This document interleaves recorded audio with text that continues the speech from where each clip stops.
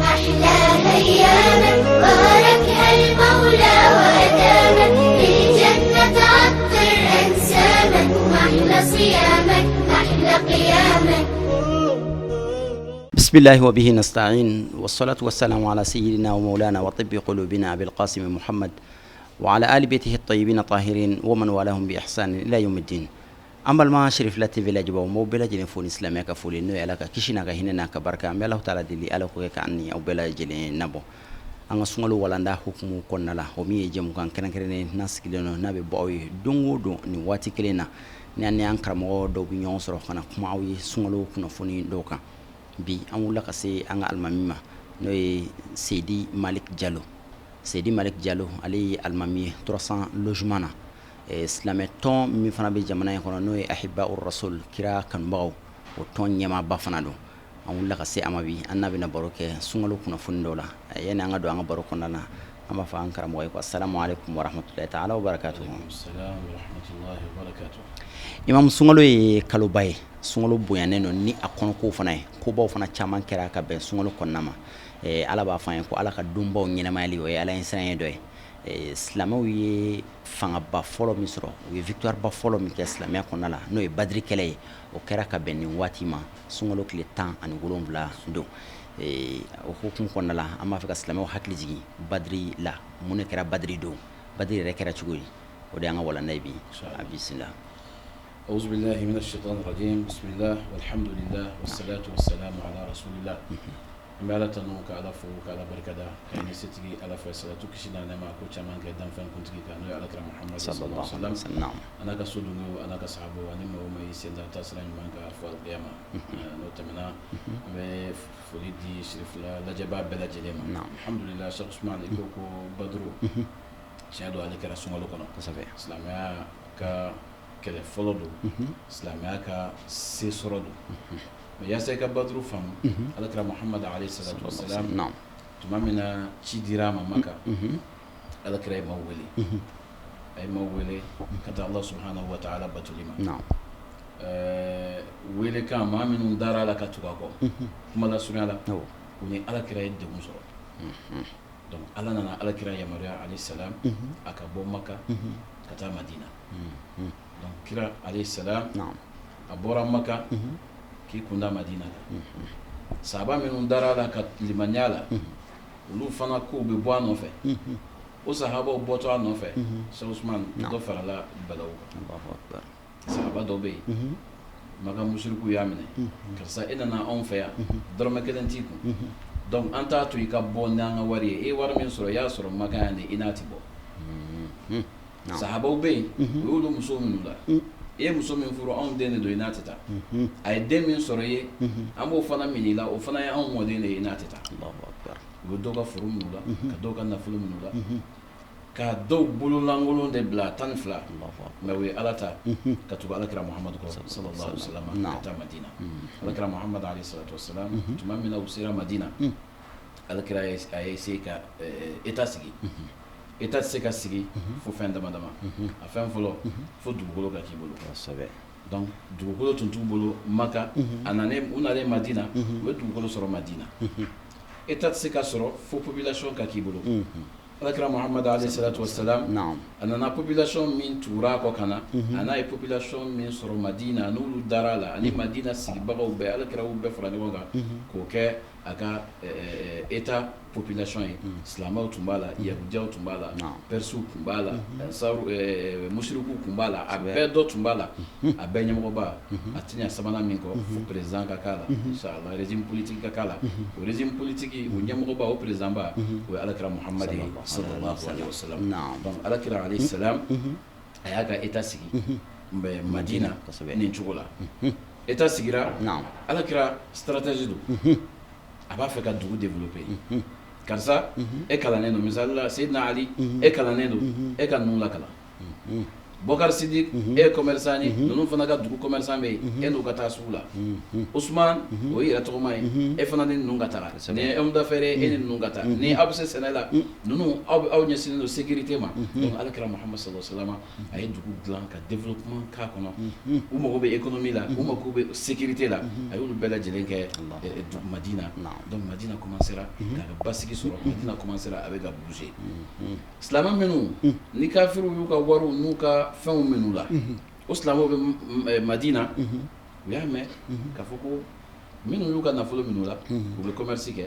u b'a fɛ ka bɔ Sham u bɛ tɛmɛ Madina fɛ ka taga Maka u ka marchandise b'u bolo min bina ne k'a kan ka wari minɛ o tɛmɛtɔ filɛ ɲɛ b'a la kira i bɛ jɛn di yan n bɛ taa n ka wari nɔfɛ dɛ silamɛw farala ɲɔgɔn kan k'o fɔ alakira ye Abu Sufyan tulo donna o kibaru la donc Abu Sufyan tun ye dugutigi don a bɛ dugu cogo dɔn a bɔra ni a ka sɛrɛ ye trafic sira dɔ fɛ u sera ka silamɛw dévier u ɲuman donna Maka mais a y'a sɔrɔ Abu Sufyan fana tun ye ci bila Makankaw ma n y'a mɛn ko kira n'a ka maaw b'a fɛ ka na bin an kan o tuma a ye fɛɛrɛ kɛ yaasa a bɛ se k'aw ka marchandise sauver cogo min na donc Cheikh Ousmane kuma da surunya la ninnu Makankaw fana y'u ka kɛlɛbolo wuli o kɛlɛbolo ɲɛmɔgɔ o ye Abu Jahali ye donc Abu Sufyan ni marchandise sera ale ko Abu Jahali ma ko sisan kɔni komi ni marchandise sera bâtiment sɔrɔ kɛlɛ tun tɛ Abu Jahali ko k'a bɛ da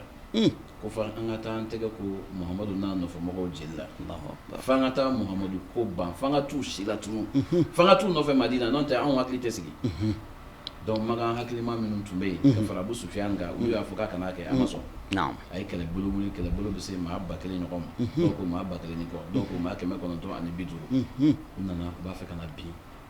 alakira Muhammad sallallahu alaihi wasallam a n'a ka sahabaw kan Cheikh Ousmane alakira Muhammad alayhi salatu wasalam y'a f'i ye cogo min na stratégie don kosɛbɛ a ka famaya a ka fanga a sigilen don tilennenya kan Allahu akbar k'a fɔ nin ye silamɛ ye n'o binna juifu dɔ kan ni silamɛ don ne ka mɔgɔ don n bɛ kiiri kɛ k'a da diya la o tun tɛ alakira ka fanga ye alakira tun bɛ kiiri kɛ k'a da diya o de la bɛɛ sɔnna ye Allahu akbar masakɛ tilennen tun don donc a ye jɛrɛba labɛn Madina ka Madinakaw wele ka silamɛw wele k'a fɔ ayiwa Makankaw b'a fɛ ka na bin an kan an b'a kɛ cogo di Abubakar Sidiki kumana Umar kumana ko anw labɛnnen don kira an dalen don i la n'i ko k'an ka min kɛ an b'a kɛ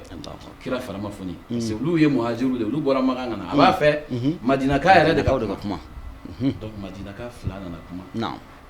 Mikdad b'a la o kumana fɔ alakira wallahi i nana i ka nin diinɛ in tiɲɛni ye an sɔnna i ye an dara Ala la ka da i la ka tugu i kɔ ya Rasulallah wallahi n'i tile baji ma k'a cɛ ci anw bɛɛ lajɛlen bɛ tugu i kɔ maa kelen tɛ yen min b'i kɔ la fɔ a bɛɛ lajɛlen bɛ tugu i kɔ Allahu akbar Ala y'i yamaruya k'i ka taa n'an ye yɔrɔ min na ya Rasulallah taa n'an ye Cheikh Ousmane ma ye alakira a m'a fɔ wahiyu bɛ jigin de kan o tuma an ka wuli an ka kɛlɛ kɛ a ye mɔgɔw consulter wa shawirhum fil amr Allahu akbar kuranɛ y'o de f'a ye donc alakira Muhammad sallallahu alaihi wasallam a ka nin consultation a ye garantie sɔrɔ ni muhajiri minnu nana olu bɛ nɔfɛ ni ansari minnu nana an nana ansari minnu sɔrɔ yan olu fana motivélen don u bɛ nɔfɛ Ala b'an nɔfɛ o tuma an tɛ siran foyi ɲɛ bilen o tuma a y'a labɛn an ka wuli an k'u kunbɛn Allahu akbar donc kira alayhi salatu wassalam a n'a ka sahabaw wulila u y'u labɛn u taara Badiri fan fɛ Badiri ye kɔfolo ye kɔlɔn b'a yɔrɔ la kira sera Badiri la a ko ayiwa an ka jigin yan sahaba dɔ bɛ yen a ko ya Rasulallah a ko anw bɛ yan dɔn an bɛ kɛlɛ kɛ yali wahiyu de k'i ma an ka jigin yan wa ou bien i yɛrɛ hakilila don a ko ne yɛrɛ hakilila don o tuma kira n b'a ɲini i fɛ yan n'an jiginna yan o ma ɲi an ka don kafiru ni kɔlɔn cɛ donc kira ko hɔn n bɛ tugu i kɔ i ye kira ka majigin dɛ Allahu akbar a tugura o kɔ u donna kafiru ni kɔlɔn ji cɛ maintenant kafiru nana olu b'u ka labɛn na alakira alayhi salatu wasalam a ko a n'a ka sahabaw ma ayiwa an ka wuli général de guerre a n'a ka bere bâton de commandement n'o bɛ ɲɔgɔn fɛ a bɛ taga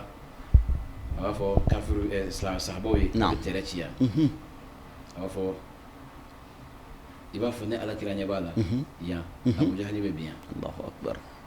ka anni ara masari alqawm ɲɛ b'a la kafiri masa ninnu u bɛna bin yɔrɔ min na nin bɛ bin yan Ubay ibn Khalaf bɛ bin yan nin kafiri kuntigi bɛ bin yan nin a bɛ tɛrɛ ci nin bɛ bin yan nin bɛ bin yan Cheikh Ousmane wa kɛlɛ daminɛna olu bɛɛ lajɛlen binna yen. Allahu akbar. O tuma alakira Muhammad alayhi salatu wassalam kira tun don kira min n'a n'a ka ala bɛ ɲɔgɔn fɛ waati bɛɛ lajɛlen na. O tuma sini ye kɛlɛ ye. Abu Jahali ye mun fɔ a ka mɔgɔw ye a ko an bɛ si ka dulɔ min an bɛ si an n'a musow bɛ dɔn kɛ ni dugu jɛra an bɛ Muhamadu ko ban. Muhamadu n'a ka mɔgɔw olu nana an bɛna ala ka diinɛ défend an bɛna la ilaha illallah Muhamadu rasulullah défend ala ye layidu di k'a bɛ an dɛmɛ.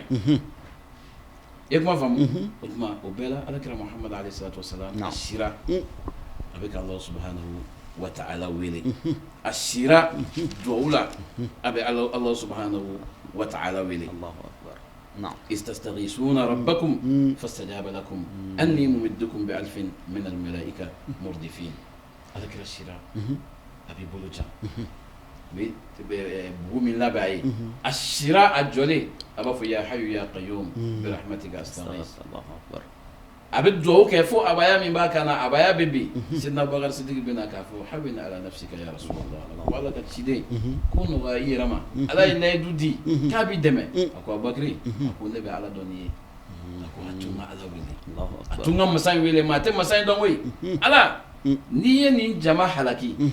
إيه على تبتو دكتور سانفبلي ومحمد كم مساجي كو بني وإيه ka ay ala batuli bani. Allahu akbar. Donc ala ye a fɔ aw sera ka aw dama kasi ne ala la fastajaba lakum ne ala ye aw jaabi k'a fɔ n bɛna aw dɛmɛ ni mɛlɛkɛ ba kelen ye u bɛ jigin u tugutugulen ɲɔgɔn na ka na aw silamɛw dɛmɛ.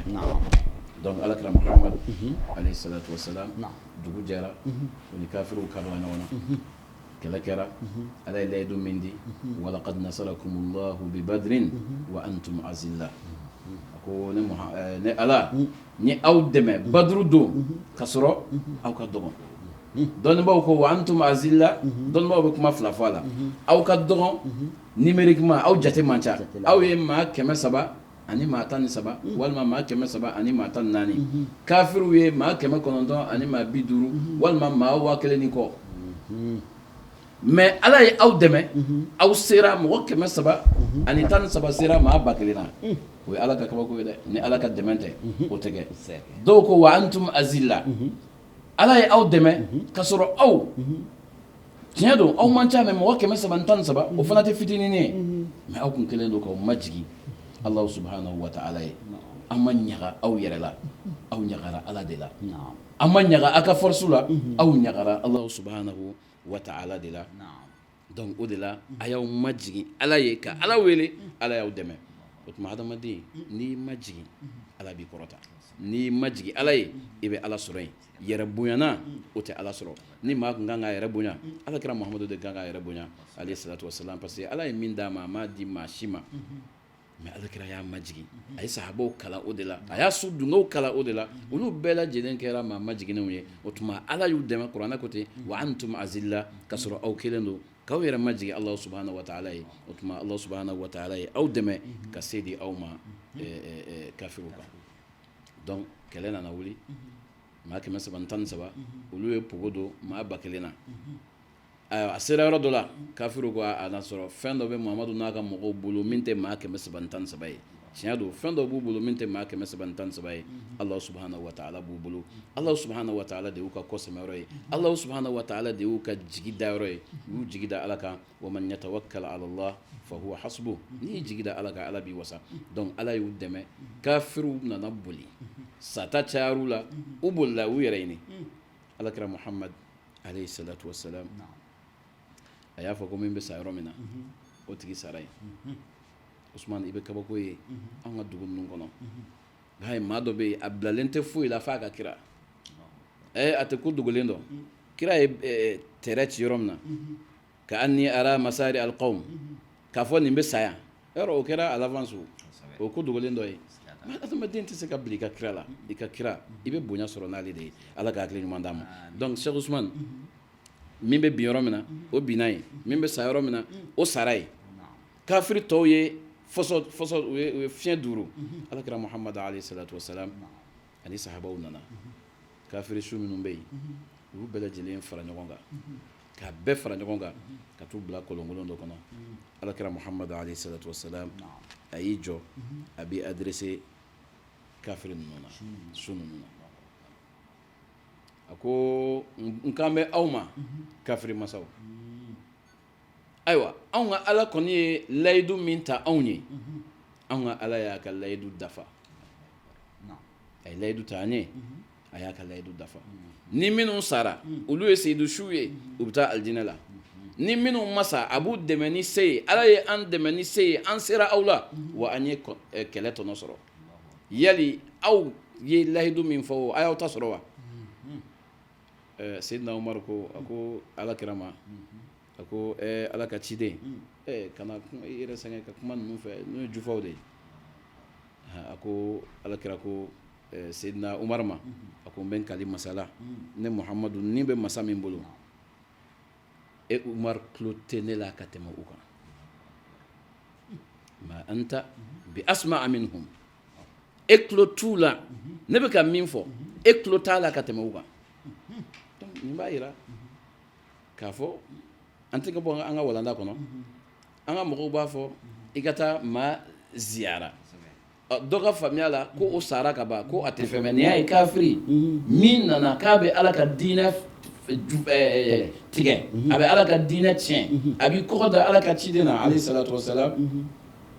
o salen bɛ ka kuma mɛn jango silamɛ min ye waliyu ye min ye ala dɔnna ye min ye alakira kanuba ye alayhi salatu wasalam donc an ka karamɔgɔw ma baaraw k'u kunfɛ ni kafiri y'a mɛn yɔrɔ min na siga t'a la silamɛ b'a mɛn ye siga t'a la nafa bɛ sɔrɔ o yɔrɔ la o tuma Cheikh Ousmane kuma lasurunya la an bɛ se ka min fɔ baduru kan a déroulé la cogo min na ani silamɛw ye se sɔrɔ cogo min na o ye nin de ye an bɛ ala deli masa min ye se di silamɛw ma baduru don i ye min fɔ a kɛra sunkalo a tile 17 ka bɛn juma ma silamɛw sunnen Allahu akbar maa 313 u ka pogo don maa 1000 kɔ la u se ka kɛ ni ala ka dɛmɛ tɛ o ma kɛ fo silamɛ minnu fana y'a kɛ u kɔgɔ falen don limaniya la u kɔdisi falen don limaniya la u ye ala ka dɛmɛ sɔrɔ ala ye se d'u ma kafiriw kan an bɛ ala deli yarabi ala ka se di silamɛw ma hali bi kafiriw kan ya rabbal alamin Seku an kɛlen ka nin faamu badiri walanda in bɛɛ lajɛlen tɛmɛnen kɔfɛ an kɛlen k'a dɔn silamɛw ye se sɔrɔ cogo min na an yɛrɛ bɛ se ka walanda jumɛn sɔrɔ an bi mɔgɔw an bi silamɛw an bɛ se ka walanda jumɛn sɔrɔ an bɛ se ka walanda jumɛn tire badiri la inshallah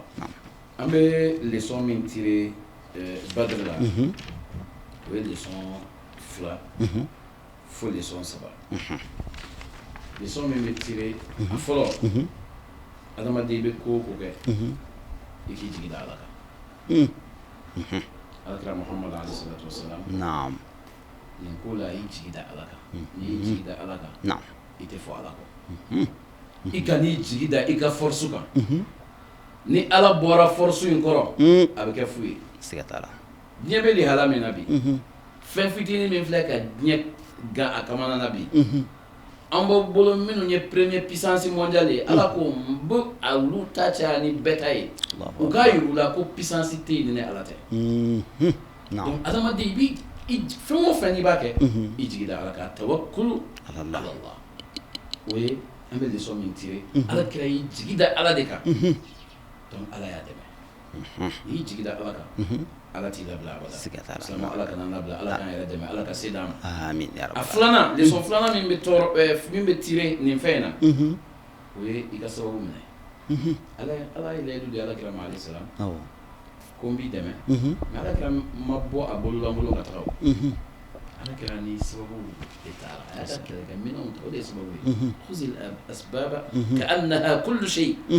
summa tawakkal ala Allah ka'anna al asbaba laysat bi shay Allahu akbar na'am ko i bɛ sababu minɛ i n'a fɔ sababu de ye fɛn bɛɛ ye i b'i ka kɛlɛkɛminɛn ta k'i labɛn fo i dan na